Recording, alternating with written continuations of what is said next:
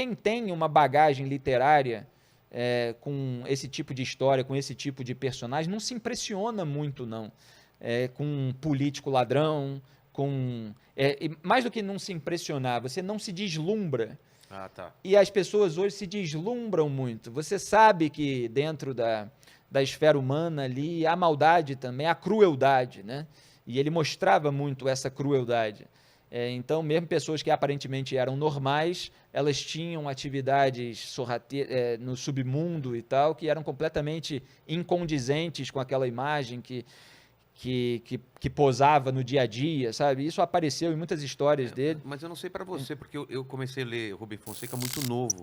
E pra mim aquilo era quase fantasioso, porque eu não imaginava que existiam pessoas assim. Nossa, e quando se você fizer um dia de programa sobre o Rio de Janeiro, você vai ver que Não, é o dia a dia. Não, Hoje eu faço todas as manhãs, tiro porrada e bomba em vários locais da cidade. Não, mas mesmo em São Dá para Paulo... viver lá, viver lá, mas as coisas estão acontecendo.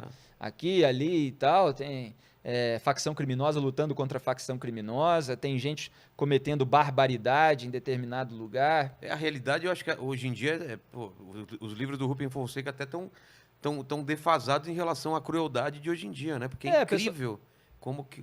E eu estava te falando, como eu li mais novo, e eu fui ficando... Quando adulto, eu relendo alguns livros, falei, não, é isso para pior mesmo, né? Exatamente. E as pessoas, muitas delas, hoje se deslumbram demais, né? Com grupos políticos, com correntes ideológicas, por que etc. É o lance da gente querer achar um novo herói nacional. Por que o brasileiro... É coisa do Brasil isso? Ou você vê isso em alguns outros países? Assim? Não, você vê em vários países. Eu acho que a intensidade no Brasil e o nível muito rasteiro para conseguir gerar esse tipo de busca, de deslumbre, é mais acentuado, né?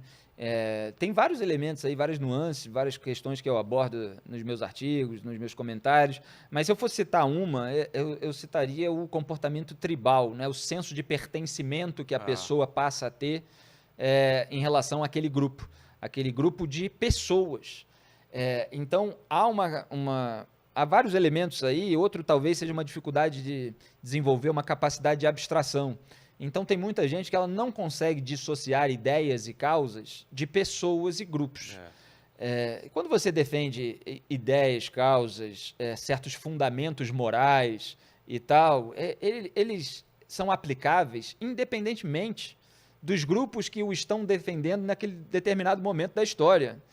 Então, se eu tenho determinadas opiniões e tal sobre determinados assuntos, elas vão continuar comigo, a menos que eu faça uma revisão sobre alguma coisa específica, independentemente do político de ocasião que esteja levantando aquela bandeira. O que acontece é que se você tem determinadas posições sobre determinados temas, e aí aparece um político que tem algumas dessas posições, e geralmente não são todas, aí começa uma militância adversária querer associar você àquele político, simplesmente porque naqueles pontos você considera legítima aquela opinião, eventualmente até defende aquela opinião, mesmo que de maneira diferente em relação ao político. Então, sempre há no debate público uma tentativa de associação com um político, com um grupo político. E o que acontece? As pessoas precisam distinguir quem são aquelas que mantêm a sua coerência defendendo certos princípios e valores morais, e outras, porque elas existem e elas acabam gerando essa confusão também, que fazem parte de um grupo para faturar alto, passando pano para um governo de ocasião, passando pano para um grupo político, porque está recebendo, porque está financiado por um empresário governista e tal. Isso tudo que a gente vê aí, está cansado de saber, as pessoas obviamente vão ilustrar aí na sua cabeça várias pessoas que se encaixam nesse tipo de definição. Então, há várias nuances no debate público, mas voltando aqui, se você tem um comportamento tribal, uma dificuldade de abstração, você acaba, aquele político ali está defendendo as ideias que eu defendo e tal, e aí a pessoa se embala naquilo, e ela briga no seu meio social imediato, com a sua família, com os seus amigos e tal, para defender aquele grupo. Aí começa a vir à tona, depois aos poucos, né, várias sujeiras em relação àquele determinado político, àquele determinado grupo. Né? Isso acontece em todos os pontos do espectro político ideológico. Por que essa pessoa não abandona esse cara? Não, exatamente, porque ela fez um investimento emocional muito grande, porque ela tem dificuldade também em acreditar que aquilo não é a causa que ela dizia defender, mas ela não consegue separar isso. Ela defende o grupo político. Então, para ela, aquilo é a direita, para ela, aquilo é a esquerda. Para ela, se você não estiver junto com essa patota e não estiver passando pano para a sujeira dessa patota ou desse integrante da patota, você está na tribo adversária. Então, na cabeça dela, precisa defender e precisa passar pano para toda a sujeira, porque senão a tribo adversária vai assumir o poder e tal, e você não pode ser independente na cabeça dessas pessoas. A melhor coisa que tem para o cidadão comum, em termos morais, em termos de saúde intelectual, né, é você ser independente. Claro. Mas isso, muitas vezes, não é o melhor, né, e aí que quebra a rocha, para a saúde financeira imediata, a visibilidade imediata, o poder imediato.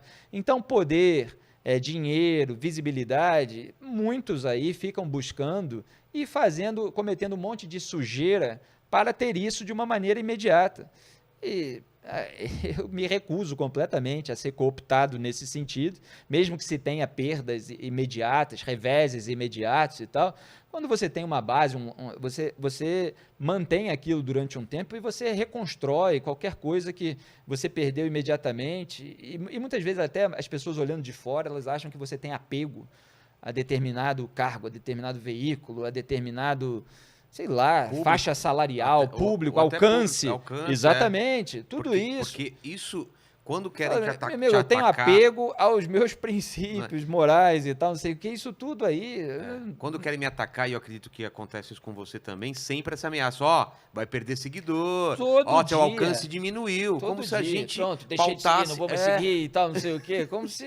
Se pautasse nossas decisões, você não vai seguir... Lá, você não, tá bom, você não vai seguir, então eu vou mudar minha opinião, tá, beleza. Exato, mas é porque tem pessoas que são muito frágeis moralmente, são pessoas... sem fibra, né, que elas vão mudando as suas opiniões de uma maneira absolutamente incoerente para manter determinado público. E com o desenvolvimento até da tecnologia, se você me permite me alongar, esse público, ele não é só o público ali da rede virtual, não é só o público do veículo, ele muitas vezes é o mercado consumidor daquela pessoa.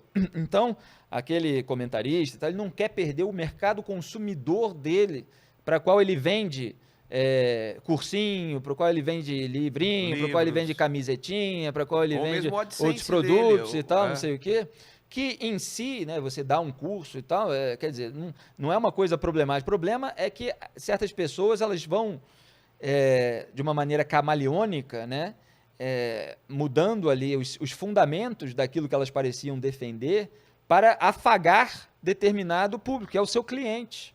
E isso é uma coisa grotesca do ponto de vista moral e intelectual. Eu citei, inclusive, autores em artigo recente, eu acho que foi o Antonin Sertilange, por exemplo, que falava, se tiver que ter reconhecimento depois da morte, talvez seja até melhor, que é um reconhecimento até desinteressado e tal. Se você vai querer fama, lucro, dinheiro, então você não está na vida intelectual, está em outra coisa. Ele fala com outra formulação, mas era isso, tá?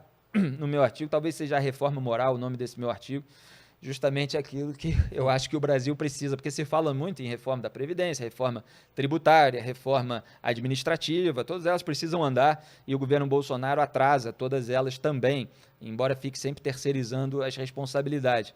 Mas o Brasil precisa de uma reforma moral. A gente vê uma parcela significativa da população sendo complacente, para não dizer cúmplice, condescendente, com criminosos, né? Só porque, em algum momento, eles defenderam uma causa com a qual eles se identificaram, só porque eles representam um sonho de juventude daquele grupo familiar ou amical no qual aquela pessoa foi criada, e elas passam a vida toda. Você vê os artistas velhos que não conseguem se descolar daquele político com o qual eles se uniram no tempo da militância e continuam fazendo campanha mesmo depois dele ter roubado, mesmo depois dele ter sido beneficiado por um grande esquema de corrupção.